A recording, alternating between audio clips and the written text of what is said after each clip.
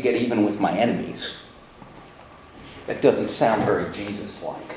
Go ahead, Marazzo. And what would James say about people that aren't doing it just to get a ticket into heaven?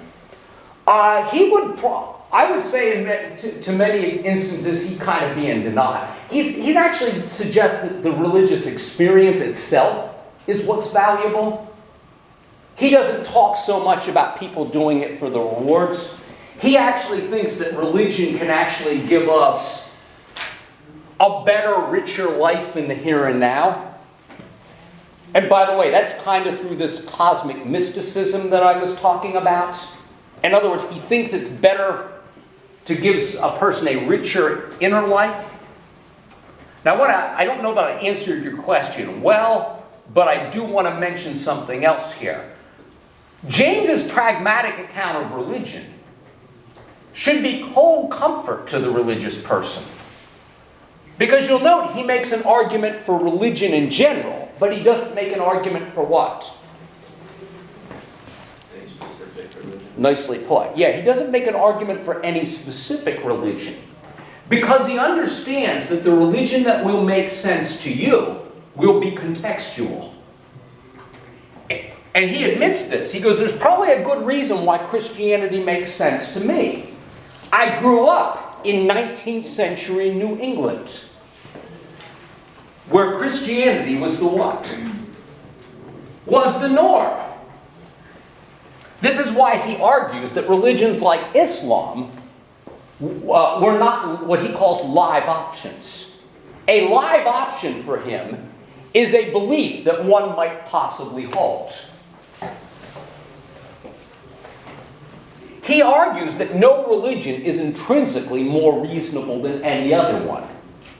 And the religion that you find believable will tell me more about your circumstances of time and place than whether or not that religion is intrinsically more believable. He'd say the reason why Christianity makes sense to most Americans is because they were what? Yeah, raised in it, brought up with it. I should say you stew in it.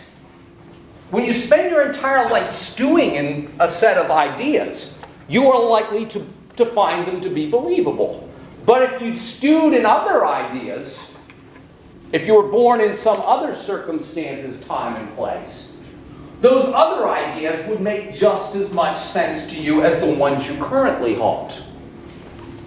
Now, this position makes many people uncomfortable. They like the fact that he endorses religion, but then when they hear he's not endorsing any particular religion, that takes people aback. Because, remember, religion for him is basically a psychological thing. And it shouldn't be lost on you that he wasn't just a philosopher. He was also an American psychologist. He believed that our beliefs matter to us very much, and that we ought to have beliefs that are what? That are useful and meaningful for us. Now, I'm running out of time. I unfortunately have to shift gears and do the little bit I can on Nietzsche.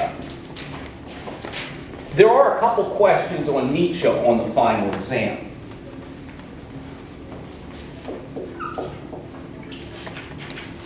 Nietzsche is a philosopher who is difficult to do justice to, and even less so in just a few minutes. Nietzsche is living at roughly the same time as William James. He was a German philosopher. He dies very early on in the 20th century. And by the way, he dies rather young. His creative work is done before he's 40 years old.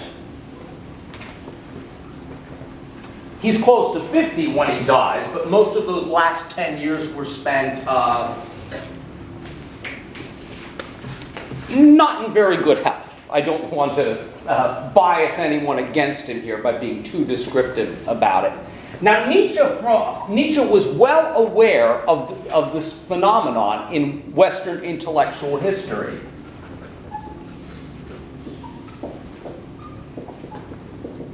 I hope you read that Nietzsche is a critic of what is called modernity. He is critical of what he calls the maladies of modernity. What is modernity, and what do we mean by these maladies of modernity?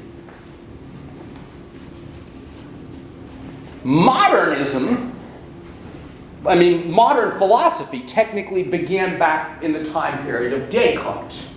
But when we're talking about modernity as a historical movement, we're talking about that time period in which societies came to become more organized, larger, more bureaucratized, more quote-unquote rationally put together. And some of the features of modernity are things like the rise of this. We would find our concept of the nation state would come to fruition at this point. And also what political ideal?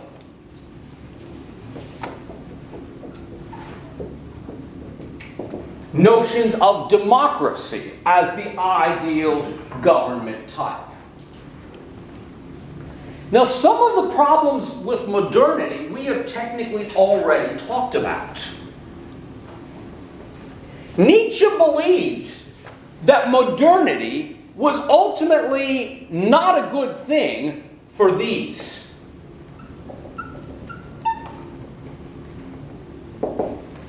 For actual individuals. As a matter of fact, and this sounds a little bit like Kierkegaard, but coming from a dyed-in-the-wool atheist, by the way. This sounds a little like Kierkegaard. The thing is, the forces of modernity tend to have what effect on individuals? Tend to have what kind of effect on individuals? Well, the answer is, it makes becoming an individual not impossible, but incredibly difficult. Because it is the nature of the institutions that grow out of modernism, and I'll use Kierkegaard's line, to level us to mediocrity. Nietzsche uses slightly different language, but it's a similar idea. He talks about individuals. These are not individuals, but these are the masses of people. He believes that the masses of people tend to be herd animals anyway, but the forces of modernity make it even more so. Because in modernist society, we are surrounded by institutions. And the institutions do what to us every step of the way? They tell you what you are, who to be, and they will punish you if you don't, the C word? Yeah, if you don't conform. Now, if you had any inkling of individuality at all already, which he believes most people don't, and I'll be willing to put this on the board here, Nietzsche's critics oftentimes condemn him for being an elitist. He believed that most people were scarcely more than mere beasts at all anyway. Because most of us readily give in to the forces of conformity. Most people don't like to think for themselves. They are happiest when they walk blindly with the herd. And as some of you put accurately in your homework, they are glad to worship the philosophical and metaphysical idols that they have been taught to accept all their lives. Now, part of Nietzsche's account of the individual, and by the way, the true individual, he argues, is a what? A rare type. Overman. Yeah. Nietzsche's philosophical ideal is what he calls the Overman. Now, if you read his work, Thus Spake Zarathustra, Nietzsche never says that he himself is an overman. As a matter of fact, he says, I am here to prophesy the overman. Because he recognizes what about this thing called the overman in institutionalized, bureaucratic, institutional structures. You're not likely to find any. You are likely to find mostly what?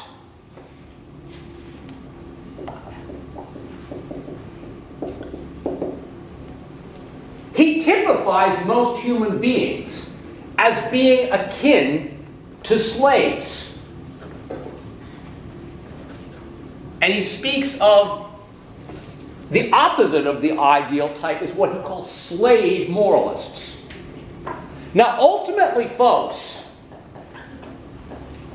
he is highly critical of Christianity for being one of the most powerful forces of steeping people in slave morality. Does anyone know why? What kind of weak ideals does Christianity teach people to hold? Blessed are the poor in spirit. Blessed are the long-suffering. Forgive your enemies. Don't have your pleasures in the here and now. Delayed gratification of the afterlife. It tells you to know your place. It tells you to serve others and not yourself. It tells you to be humble. All of these ideals of Christianity, he contends, are what? It basically tells you that wretched weakness is a virtue. Which he says what? No, these things are not actual virtues. But these are things that people have been conditioned to think are virtues. And by the way, he's also down with equality. He's not down with it, he's against it, excuse me. He's against notions of equality. He is also no fan of democracy either.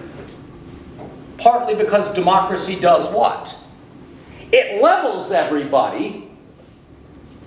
And he also believes that the average person is stupid anyway.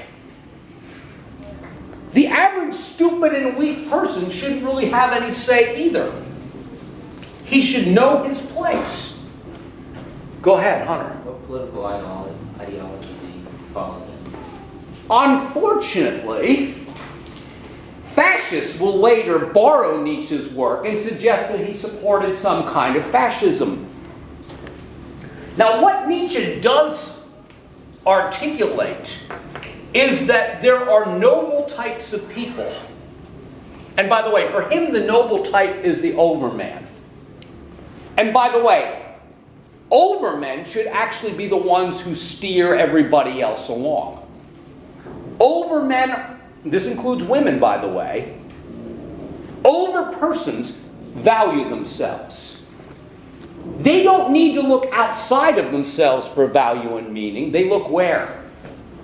They look inside of themselves. And by the way, folks, this is one of Nietzsche's biggest beefs with Christianity and religion in general. Because Christianity implicitly says that you only matter insofar as you're a child of God. Not because of your individuality, but as an abstract child of God. And by the way, God does not value your individuality. God wants you to be the O word. Obedience. In other words, God kind of wants you to be a slave. To be a good Christian, you kind of got to be a slave.